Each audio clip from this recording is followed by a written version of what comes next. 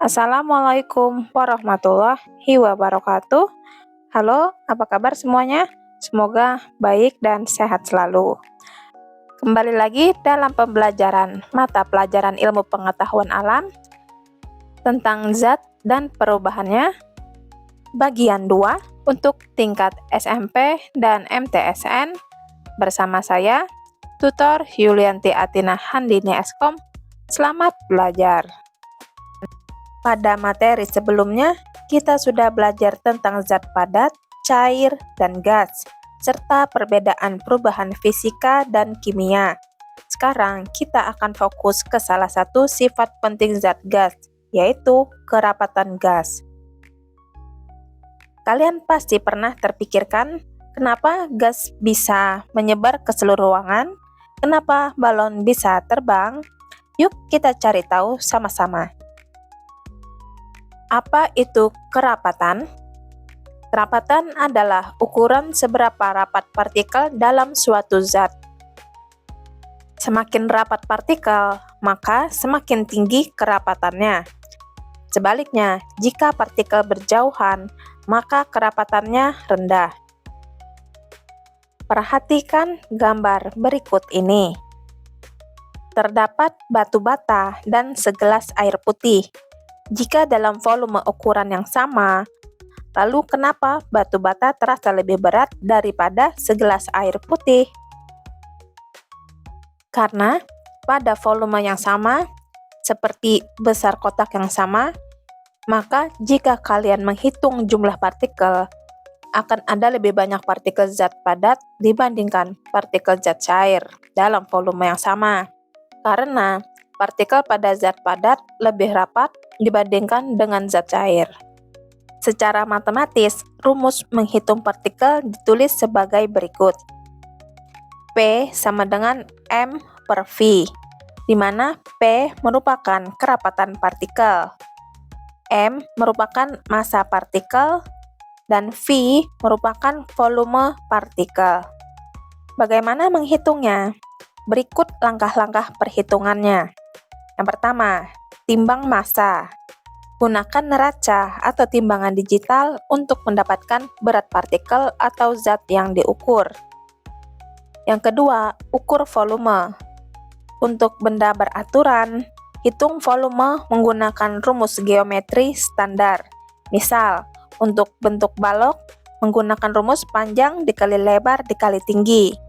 Dan untuk benda tidak beraturan seperti serbuk, gunakan metode pemindahan air menggunakan gelas ukur atau piknometer untuk mengetahui volume cairan yang dipindahkan. Yang ketiga, bagikan. Bagi nilai massa dengan nilai volume untuk mendapatkan kerapatan.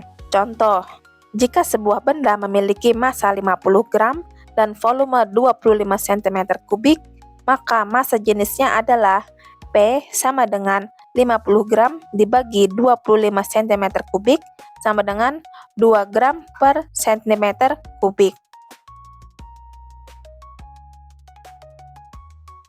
Ciri-ciri kerapatan gas. Adapun gas memiliki beberapa ciri terkait kerapatannya, yaitu sebagai berikut. Yang pertama, bentuk dan volume berubah-ubah. Gas akan mengembang atau memampat untuk memenuhi volume dan bentuk ruang yang ditempatinya. Yang kedua, menekan ke segala arah. Partikel gas bergerak sangat bebas, sehingga memberikan tekanan yang merata ke seluruh permukaan wadahnya. Yang ketiga, mempunyai massa. Meskipun tidak terlihat, zat gas memiliki berat atau massa. Misalnya, udara di dalam balon yang ditimbang. Yang keempat, jarak antar partikel sangat renggang. Susunan partikelnya tidak teratur dan gaya tarik-menarik antar molekulnya sangat lemah, sehingga sangat mudah dimampatkan.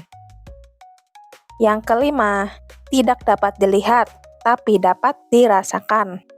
Sebagian besar gas tidak berwarna, namun keberadaannya bisa dirasakan, seperti tiupan angin atau aroma tertentu.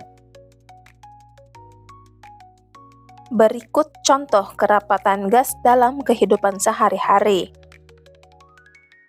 Gas helium, kerapatannya lebih rendah daripada udara, sehingga balon yang diisi helium bisa melayang di udara.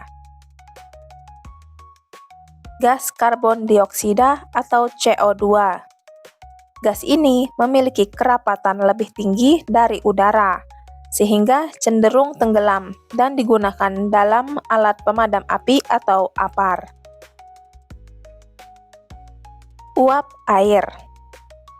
Molekul air yang menguap memiliki kerapatan lebih renggang dari udara, membuatnya naik ke atas dan membentuk awan. Kegiatan kerapatan gas yang sering kita lakukan setiap hari, yaitu saat kita menyemprot parfum, baunya langsung menyebar ke seluruh ruangan. Ini terjadi karena partikel gas bergerak bebas dan renggang. Faktor yang memengaruhi kerapatan gas. Yang pertama, tekanan. Jika tekanan bertambah, partikel gas semakin tertekan, sehingga kerapatan meningkat. Yang kedua, suhu. Jika suhu dinaikkan, partikel gas memuai dan bergerak lebih cepat, sehingga kerapatan menurun. Yang ketiga, massa molar. Gas dengan massa molekul lebih besar seperti CO2 memiliki kerapatan yang lebih tinggi dibandingkan gas yang lebih ringan seperti H2 atau He pada kondisi ruang yang sama. Mengapa kerapatan gas rendah? Berikut adalah beberapa faktor spesifikasi utama penyebab rendahnya kerapatan gas. Yang pertama, jarak antar partikel sangat jauh. Gaya tarik-menarik antar molekul gas sangat lemah, membuat molekul-molekul tersebut bebas bergerak dan tidak saling mengikat dengan rapat. Yang kedua, ruang kosong yang dominan. Volume suatu gas didominasi oleh ruang kosong antar molekul. Jika dibandingkan, jumlah molekul dalam 1 liter gas jauh lebih sedikit dibandingkan jumlah molekul dalam 1 liter zat cair. Yang ketiga, dipengaruhi oleh tekanan dan suhu. Gas mudah dimampatkan dan sangat peka terhadap perubahan lingkungan. Kerapatan gas akan semakin menurun jika suhu dinaikkan, karena partikel memuai atau merenggang, atau jika tekanannya diturunkan. Perbandingan kerapatan zat.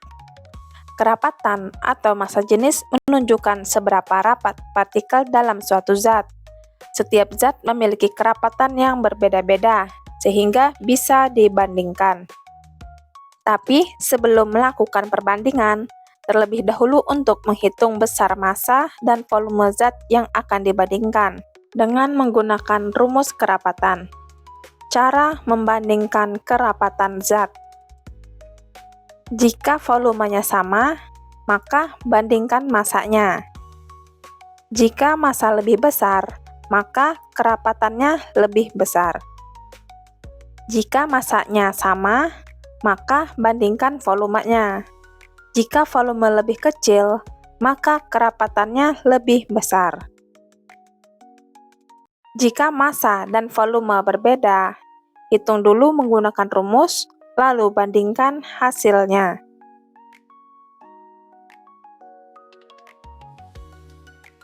Contoh sederhana.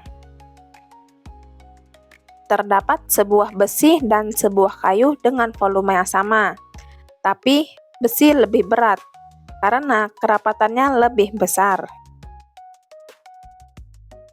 Minyak dan air. Minyak dapat mengapung di atas air, artinya kerapatan minyak lebih kecil daripada air. Soal latihan, kerjakan di buku seperti biasanya. Sampai di sini dulu materi minggu ini.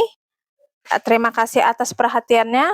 Saya ucapkan terima kasih. Wassalamualaikum warahmatullahi wabarakatuh.